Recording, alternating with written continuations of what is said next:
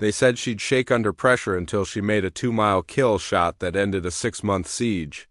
But before that moment of triumph, Sarah Mitchell had to overcome years of doubt, skepticism, and her own body's seemingly rebellious responses to stress. At 26 years old, Sergeant Sarah "Phantom" Mitchell was struggling to complete her final evaluation at the Marine Corps Scout Sniper School at Camp Pendleton, California.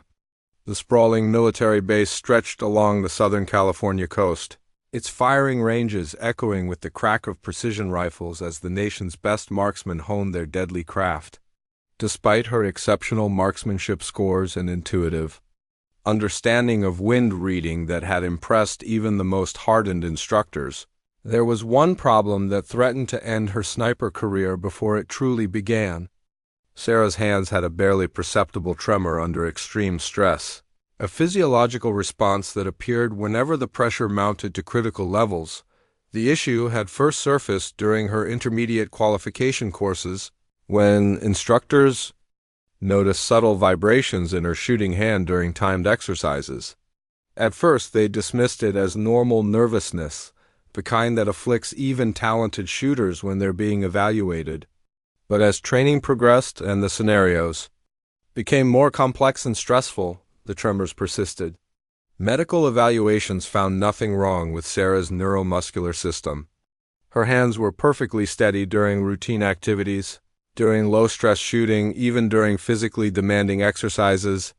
It was only when the psychological pressure reached extreme levels that the tremors manifested, as if her nervous system was sending signals that her conscious mind couldn't control.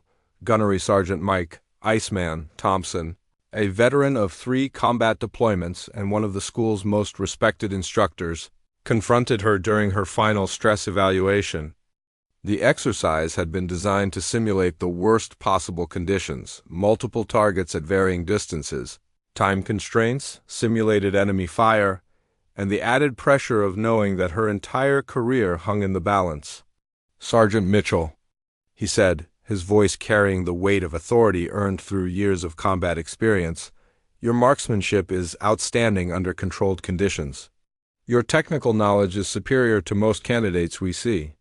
But we've documented micro-tremors in your shooting hand during high-pressure scenarios. Sniper work requires absolute steadiness when lives are on the line. When you're in position and an American soldier's life depends on your shot, there's no room for physical instability." Sarah stood at the 1,000-meter firing line, her custom .338 Lapua Magnum rifle resting on its bipod, the weapon's weight familiar and comforting despite the tension of the moment. Instructors monitored her vital signs through sensors attached to her gear, watching her heart rate, respiration, and the subtle movements of her hands on the rifle's stock. The data they collected would become part of her permanent record, evidence that would either support her graduation or justify her removal from the program. She insisted the tremors were minimal and didn't affect her accuracy scores, pointing to the tight shot groups she'd maintained throughout training. "Gunny, I've been compensating for them successfully throughout the entire course. My scores are consistently in the top 5%. But Master Sergeant James Steele Davis, the school's chief instructor and a man who had seen the consequences of failed shots in combat, remained deeply concerned. He had been a sniper for 15 years, had made shots that saved lives and missed, shots that haunted his dreams. He approached Sarah after her evaluation, his weathered face showing both respect for her abilities and worry about her limitations. "Mitchell, compensating in training is different from performing in combat. When you're holding position for 18 hours in hostile territory, when enemy counter-snipers are hunting you, when you haven't slept in 2 days and you're dehydrated and exhausted, when a missed shot means American soldiers die or hostages remain in captivity, that's when those tremors become deadly liabilities.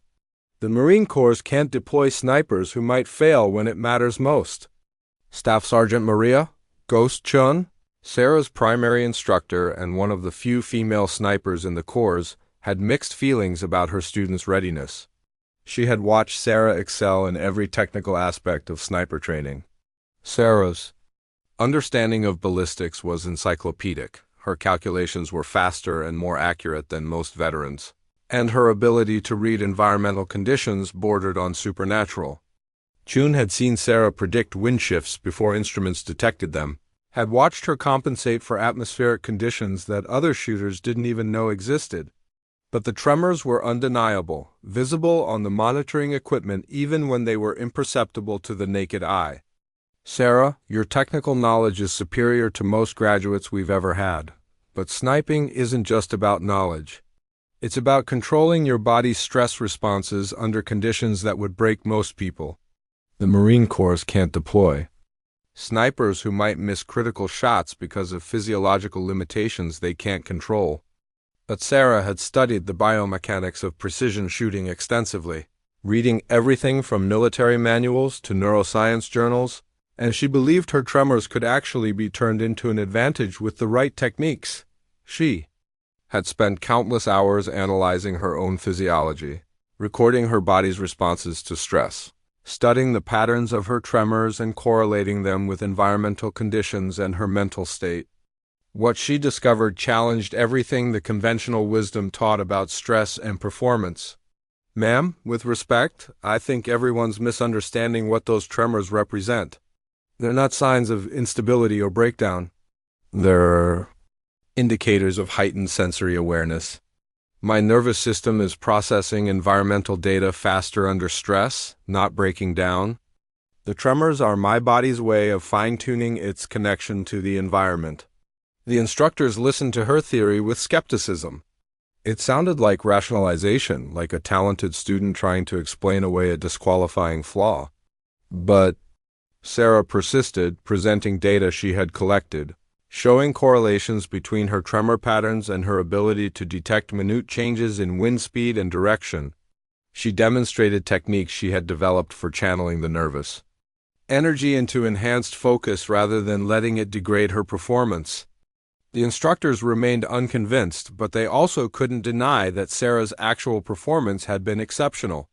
Her shot groups were tight, her calculations were flawless, and her tactical decision-making was sound.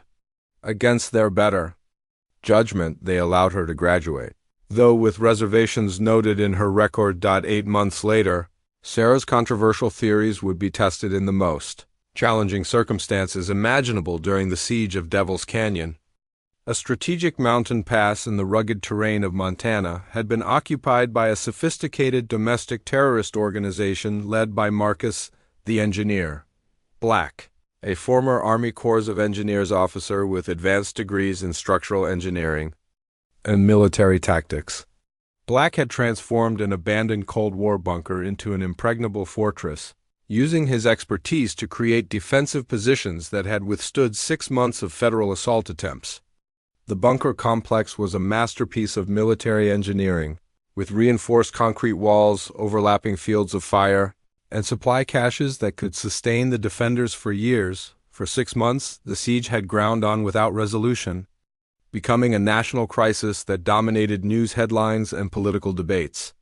The fortress controlled the only access route to the Three Rivers Valley, where approximately 10,000 residents of small mountain communities had been cut off from emergency services and supply lines.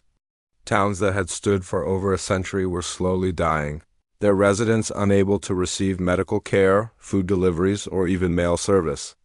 The terrorist organization had taken 50 federal agents hostage during the initial assault when a negotiation attempt went catastrophically wrong, making traditional assault tactics impossible. Any direct assault would likely result in the execution of hostages, and the bunker's defensive positions made a successful breach seem impossible without unacceptable casualties. The enemy's greatest asset was Marcus Black himself, a brilliant military engineer who directed the defense from a fortified command post within the bunker complex.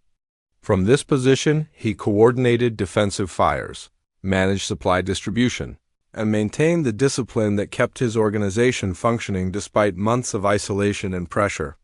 FBI behavioral analysts had studied Black extensively, building a psychological profile that indicated eliminating him would cause the entire organization to collapse. Unlike typical terrorist leaders who ruled through charisma or ideology, Black maintained control through his irreplaceable technical expertise. His subordinates followed him because they knew that without his engineering genius and tactical acumen, their defensive position would quickly become untenable. But reaching his position seemed impossible through conventional means. The command post was buried deep within the bunker complex, protected by layers of reinforced concrete and defensive positions that had repelled every attempt to get close. Colonel Patricia Iron Lady Jackson, the FBI's tactical commander for the operation, had been searching for a solution for months. She had coordinated with military special operations units, consulted with engineering experts, and explored every possible tactical option. Everything pointed to the same conclusion: a direct assault would cost dozens of lives and might fail anyway. Then intelligence analysts discovered something that changed everything. Marcus Black maintained his command and control through regular radio communications with his forward defensive positions. And during these communications, which occurred on a predictable schedule, he positioned himself near a reinforced observation window in his command bunker to maintain visual oversight of the defensive perimeter. For approximately 40 seconds every hour, he was potentially vulnerable to precision fire. If anyone could make a shot from the only available firing position, the problem was that the firing position was 3,520 meters from the target, well over 2 miles, a distance that pushed beyond the limits of even the most advanced sniper systems. Colonel Jackson briefed Sarah at the FBI's Tactical Command Center, a sophisticated facility established in a clearing outside Glacier National Park. The command center bristled with communications equipment, surveillance systems, and tactical displays showing every aspect of the bunker complex. "Sergeant Mitchell," Jackson said, spreading tactical maps across the briefing table, "you're being assigned to Sniper Team Alpha for Operation Longshot. Your mission is to provide precision fire support for the federal assault teams attempting to breach the bunker complex. Intelligence has identified a potential vulnerability in the enemy commander's position, but exploiting it will require a shot at the absolute limit of what's technically possible." Sarah studied the tactical maps with the intense focus that had characterized her entire military career. The bunker was positioned on a rocky outcrop 3,520 meters from the nearest concealed firing position, well beyond the effective range of most sniper systems and at the absolute limit of even the most advanced precision rifles. The shot would require her to account for more variables than she had ever dealt with simultaneously. Extreme bullet drop over the distance, complex wind patterns affected by mountain terrain, the Coriolis effect caused by Earth's rotation, temperature, gradients between the firing position and the target, atmospheric pressure variations at high altitude, and thermal currents rising from the valley floor. It was the kind of shot that existed in the realm of theoretical possibility, but had never been accomplished in actual operations. Master Sergeant Davis, who had flown in from Camp Pendleton specifically for this operation, remained deeply skeptical about Sarah's deployment. He pulled her aside after the briefing, his expression grave with concern. "Mitchell, this isn't a training exercise with instructors watching and second chances if you miss. You'll be under constant observation by enemy spotters who have been hunting for our sniper teams for months. You'll be taking fire from multiple directions once you reveal your position. You'll be operating in environmental conditions that would challenge even our most experienced snipers. And you'll have one shot, maybe two if you're lucky, before the target goes to ground and never exposes himself again. Those stress tremors could compromise the entire mission and cost the lives of 50 hostages." But Sarah had spent the 8 months since graduation developing breathing techniques and biomechanical controls that could actually utilize her body's stress responses to enhance rather than degrade her accuracy. She had worked with sports psychologists, studied meditation techniques from various traditions, and experimented with different methods of channeling nervous energy into focused awareness. What she had discovered was that her tremors weren't random vibrations but were actually synchronized with her heartbeat and breathing in ways that could be controlled and optimized. "Master Sergeant, I understand the challenges and I respect your concerns. But I've also analyzed the ballistics requirements for this mission, and I believe I can make the shots that others can't. Not in spite of my stress responses, but because of them.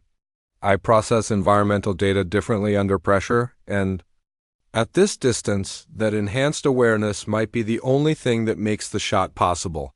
The mission began before dawn on a clear Tuesday morning in the Montana Rockies. The sky was beginning to lighten in the east, promising good visibility but also meaning that Sarah and her team would need to reach their firing position under cover of darkness. Sarah and her spotter, Corporal Marcus Eagle Eye Williams, made their way to the advanced firing position through terrain that tested every aspect of their training. They moved in complete silence, using night vision equipment to navigate treacherous mountain paths, always aware that enemy patrols were searching for exactly this kind of movement. The position was designated Observation Post Bravo, a rocky outcrop that provided the only clear line of sight to the bunker command center while offering any kind of concealment for the sniper team. The position was brutally exposed, offering minimal cover and requiring Sarah to remain motionless for potentially hours while enemy patrols searched for the sniper team that intercepted communications had warned them about. The enemy knew federal snipers were being deployed. They just didn't know where or when.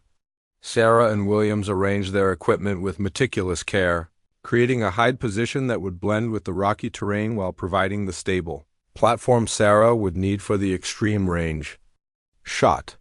Every piece of equipment was positioned precisely, the rifle on its bipod, Williams' spotting scope at the optimal angle, range-finding equipment, environmental monitoring devices, communications gear, and the supplies they would need if they had to hold position for an extended period. "Phantom, this is Eagle Eye," Williams whispered through his spotting scope as they established their hide position. His voice was barely audible even though Sarah was lying right next to him. "I've got visual on the bunker command center. Range 3,520 meters. Wind is variable, 8 to 12 miles per hour from the northwest, shifting to west-southwest. Temperature 42 degrees. Fahrenheit, barometric pressure 30.15 inches. Humidity 45%. Light conditions are improving but still marginal."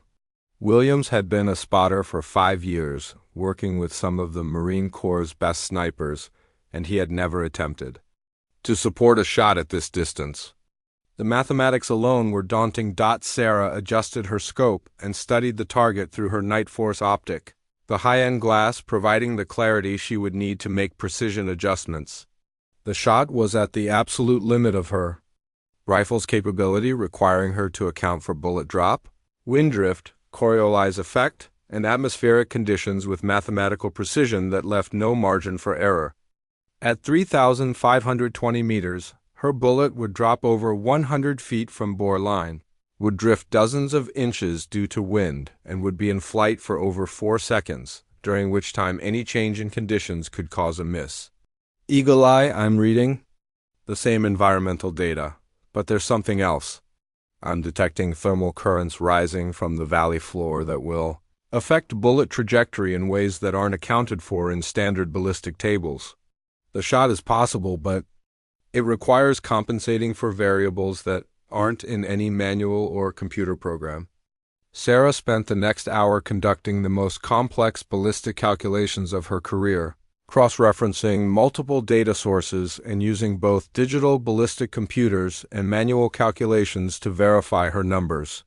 The 3,520 meters would require her bullet to travel for over 4 seconds before impact, during which time it would be affected by multiple wind layers at different altitudes, each potentially blowing in different directions at different speeds. Gravitational drop would pull the bullet down over 1,200 inches from its initial trajectory. The Coriolis effect caused by Earth's rotation would drift the bullet several inches to the right. Temperature variations between the firing position and the target would affect air density and therefore drag on the bullet. Atmospheric pressure changes would alter how the bullet flew. And the thermal currents rising from the Montana Valley floor would create updrafts and downdrafts that could push the bullet off course in unpredictable ways, but Sarah's greatest challenge wasn't the mathematics, complex as they were. It was the psychological pressure of knowing that thousands of lives depended on her ability to control her body's stress responses. The 10,000 residents of Three Rivers Valley were counting on her, though they didn't know it. The 50 hostages were counting on her. The federal agents who would have to assault the bunker if she failed were counting on her.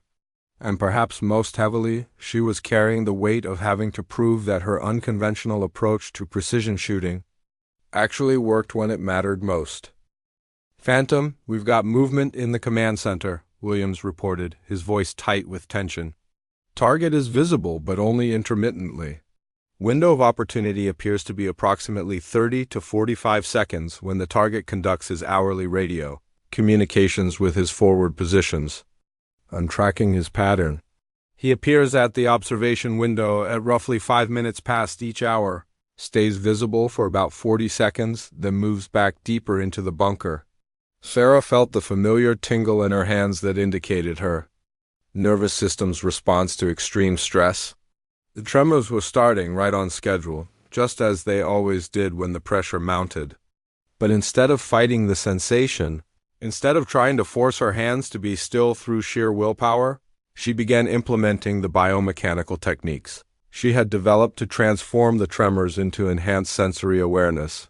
She regulated her breathing into a specific pattern she had perfected through months of practice. 4 seconds in, hold for 2, 4 seconds out, hold for 2. This rhythm synchronized with her heartbeat and seemed to channel the nervous energy into heightened perception rather than physical instability. She could feel her awareness expanding, becoming conscious of minute details in the environment. The exact pressure of the rifle stock against her shoulder, the microscopic variations in wind speed indicated by the movement of grass on the distant hillside, the subtle temperature gradients in the air that would affect her bullet's flight path. Eagle-eye target acquisition in approximately 5 minutes. I need you to provide continuous environmental updates. Any change in wind speed, direction, temperature, or atmospheric conditions could affect the trajectory. For the next several hours, Sarah maintained her firing position while enemy patrols searched the surrounding area for the sniper team that their intercepted federal communications had warned them about. The psychological pressure was enormous, unlike anything she had experienced in training. Any movement could reveal their position and draw enemy fire. But remaining motionless for extended periods was causing muscle fatigue that could affect shot accuracy. Her body wanted to shift position, to relieve the strain on her muscles, to stretch and move. But she remained absolutely still, barely breathing, watching through her scope as enemy soldiers moved through the terrain below their position, sometimes passing within a few hundred meters of their hide site. Sarah had trained for exactly this scenario, developing meditation techniques that allowed her to maintain perfect stillness while keeping her mind hyper-alert to environmental changes. She entered a state that was simultaneously deeply relaxed and intensely focused, her conscious mind observing the target area while her subconscious processed thousands of environmental data points. Time seemed to slow down and speed up simultaneously. Hours passed that felt like minutes, punctuated by moments of acute awareness when enemy patrols came dangerously close or when conditions in the target area shifted. "Phantom, this is Eagle-Eye. Target is moving into position for his communications check. Range unchanged at 3,520 meters. Wind has shifted to 10 miles per hour from the west, steadier now than it's been all morning. Temperature has risen to 45 degrees with the sun, barometric pressure holding steady. You've got maybe 40 seconds for the shot once he appears."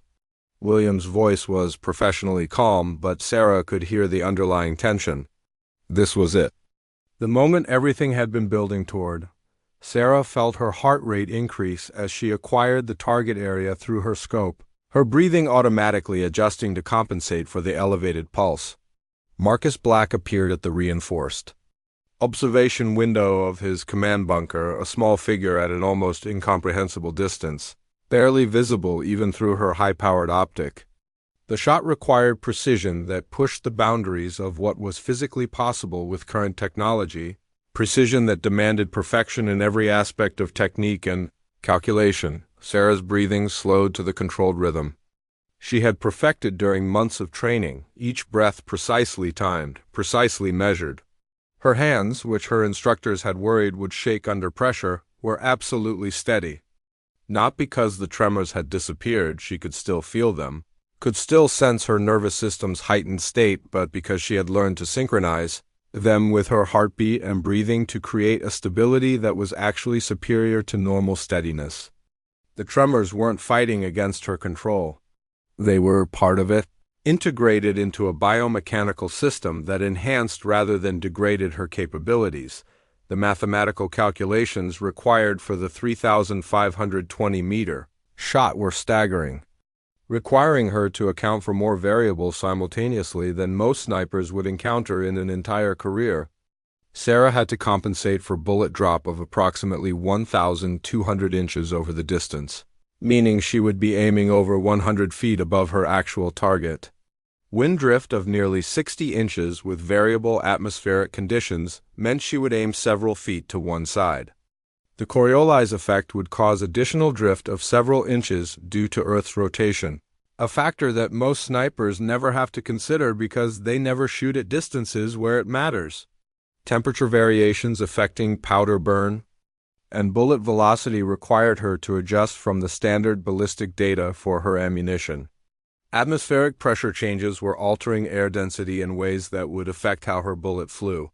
Thermal currents rising from the Montana Valley floor were creating invisible updrafts that could push her bullet off course, and altitude effects at 6,000 feet above sea level meant the thinner air would allow her bullet to fly faster but also made the trajectory more sensitive to environmental variables, but Sarah's mind processed these variables with the computational precision that had always distinguished her from other shooters, integrating environmental data with ballistic mathematics to calculate a firing solution that existed for only seconds before conditions changed.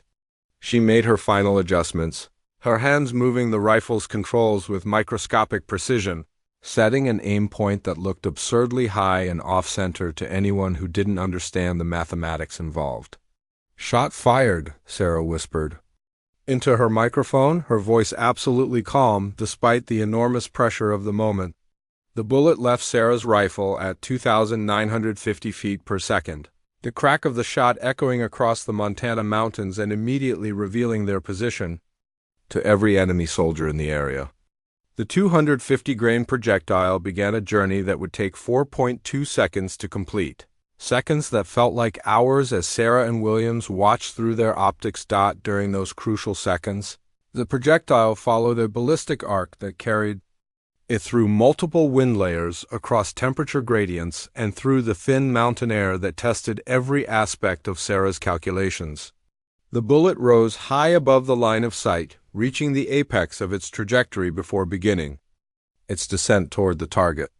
It drifted right due to the Coriolis effect, drifted left due to the western wind, dropped as gravity pulled it down, and threaded through invisible thermal currents that could have thrown it off course at any moment. Sarah remained perfectly still, her eye locked on the scope, watching the target through the reticle while Williams tracked the bullet's flight path through his spotting scope.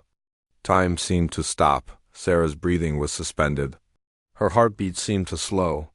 Everything narrowed down to that single point in space where her bullet and the target would either meet or miss. Time of flight: 2 seconds, 3 seconds, 4 seconds. Williams counted down while monitoring the bunker through his optics, his voice marking the passage of time that would determine whether Sarah's shot succeeded or failed, whether her theories about stress responses and enhanced awareness were validated or disproven. At exactly 4.2 seconds after Sarah fired, the bullet struck Marcus Black's command center with devastating precision, the impact visible through their optics as the reinforced glass shattered and the target dropped immediately. The shot had been perfect, threading through all the variables to hit exactly where Sarah had calculated. Target down. "Confirmed hit," Williams shouted, forgetting operational security in his amazement.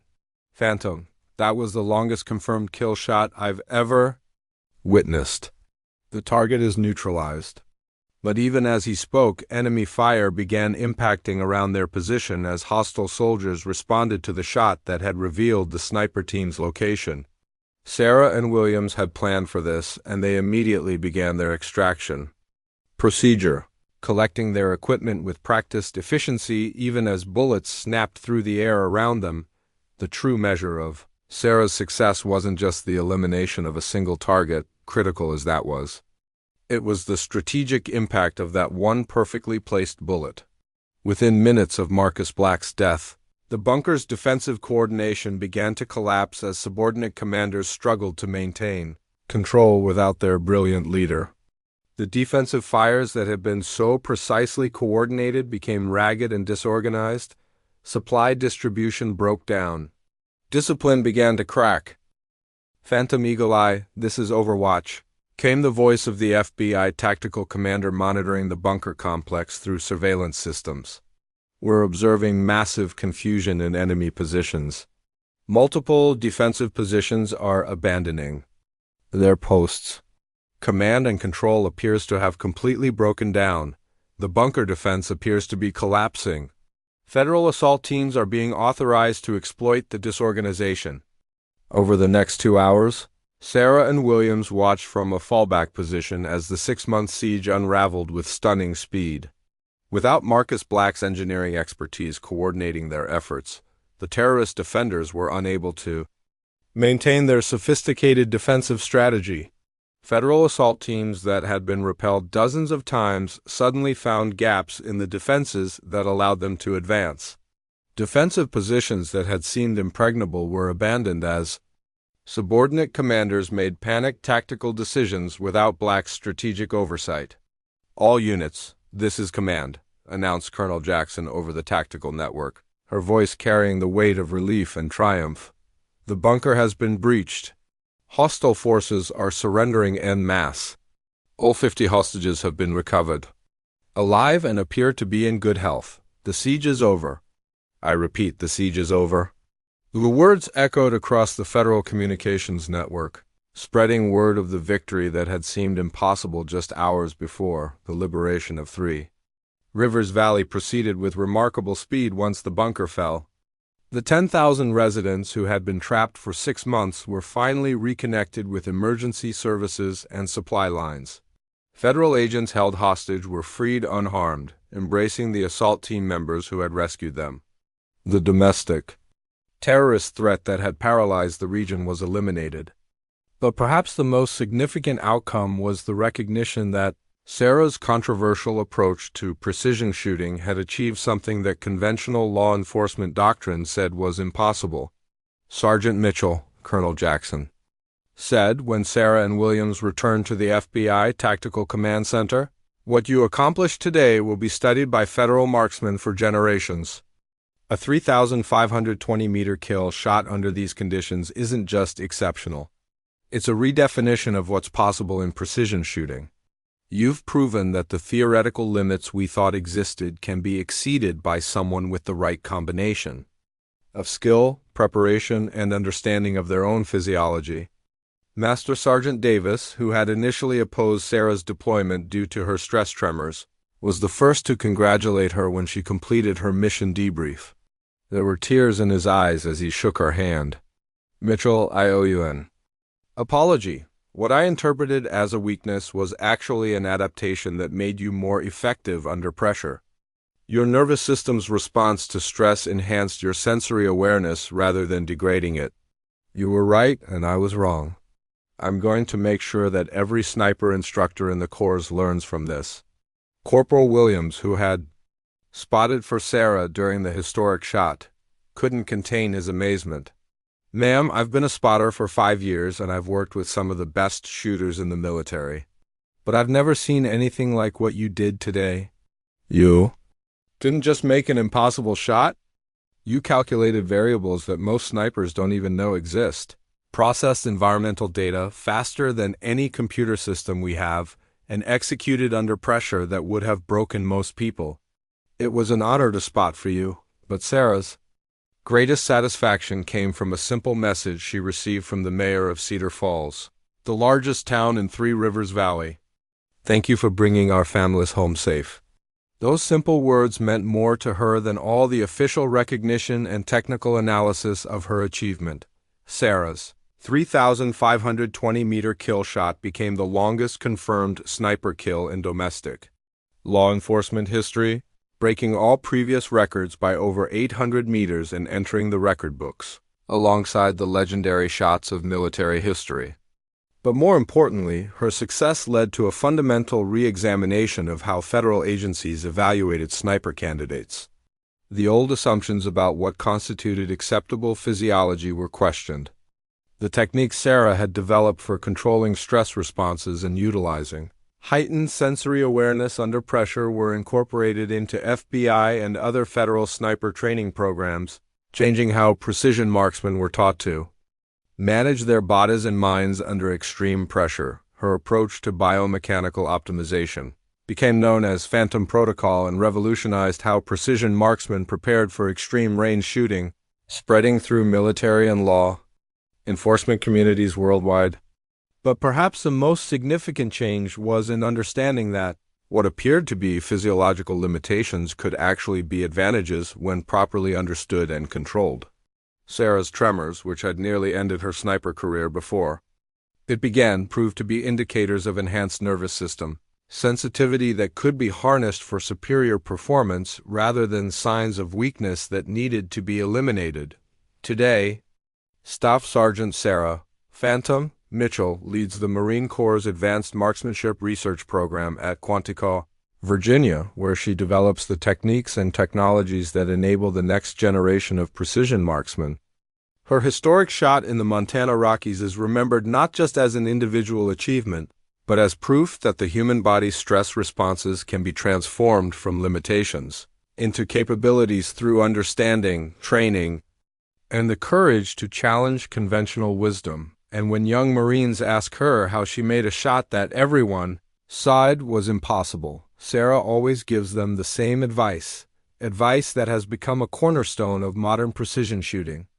Instruction. Never let anyone tell you that your body's natural responses are weaknesses. Every tremor, every increased heart rate, every stress indicator is your nervous system providing you with data about your environment and your state. Learn to read that data, control it, and use it to enhance your performance rather than letting it degrade it. Sometimes what makes you different is exactly what makes you capable of the impossible. Because sometimes the person everyone thinks will shake under pressure is exactly the one who will remain perfectly steady when it matters most. And sometimes the longest shot in history is taken by hands that others thought would never stop trembling, hands that learned to transform perceived weakness into exceptional strength through understanding, dedication, and an unwavering belief in human potential.